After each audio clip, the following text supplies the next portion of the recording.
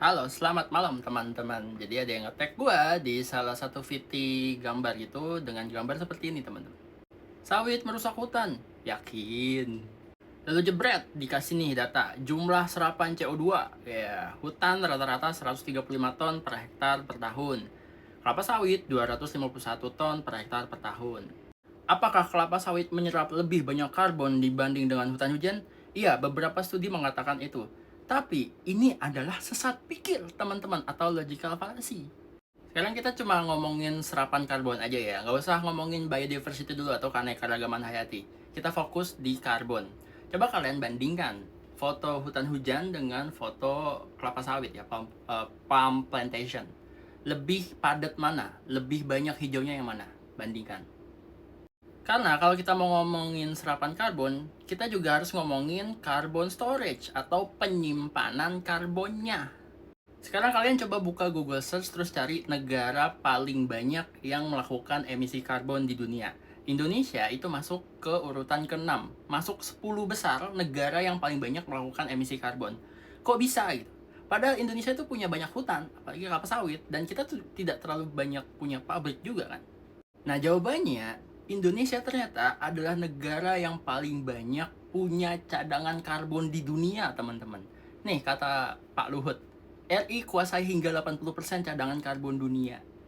Nah, karbonnya disimpan di mana? Di batang-batang pohon, di lahan gambut, di hutan mangrove. Semuanya itu menyimpan karbon, teman-teman. Dan total karbon yang disimpan oleh Indonesia itu adalah 25,18 gigaton hanya dari hutan hujan aja. Dan totalnya dari hutan hujan, dari mangrove, dari gambut itu berjumlah 113 gigaton karbon, teman-teman. Gila, banyak banget ya. Jadi bayangin apa yang akan terjadi kalau karbon-karbon itu dilepas ke atmosfer lewat kebakaran hutan misalnya atau kebakaran lahan gambut. Ya, itu membuat Indonesia menjadi negara yang paling banyak melakukan emisi karbon. Makanya Indonesia ada di urutan ke-6. Nih, ibarat kalian punya vacuum cleaner. Nah, debu dari hasil ngisep vacuum cleaner itu kalian kumpulin tuh di kotak. Nah, apa yang akan terjadi kalau kotak tersebut dibuka terus dibuyarin lagi debunya? Ya sama aja bohong kan, ya kan? Jadi, dengan membandingkan serapan karbon dari kelapa sawit dengan hutan hujan, yang yang lebih banyak menyerap yang mana? Itu kayak membandingkan vacuum cleaner lebih kuat yang mana. Tapi dari spek vacuum cleanernya paling kuat ya emang kelapa sawit, tapi dari penyimpanannya paling banyak ya hutan hujan. Ini nggak fair ya kalau gue nggak ngasih data ya. Jadi ini adalah perbandingan antara kelapa sawit dengan hutan hujan. Yang paling banyak menyimpan karbon yang mana? Ya hutan hujan lah. Ya dibandingin aja tuh. Hutan hujan paling banyak. Jadi oke, paling cepat nyerap karbon kelapa sawit. Tapi paling banyak nyimpan karbon hutan hujan.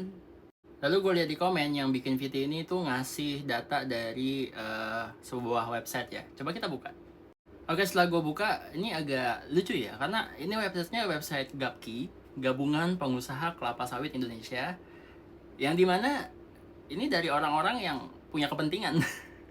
Ibaratnya nih, kalau kamu pengen tahu bahaya timbal pada bahan bakar, kamu nggak akan ambil datanya yang bersumber dari perusahaan penjual bahan bakar. Karena akan ada konflik of interest. Kayak di kasus tahun 60-an yang ada di Amerika Serikat waktu itu, jadi ada kandungan timbal pada bahan bakar yang ternyata itu berbahaya.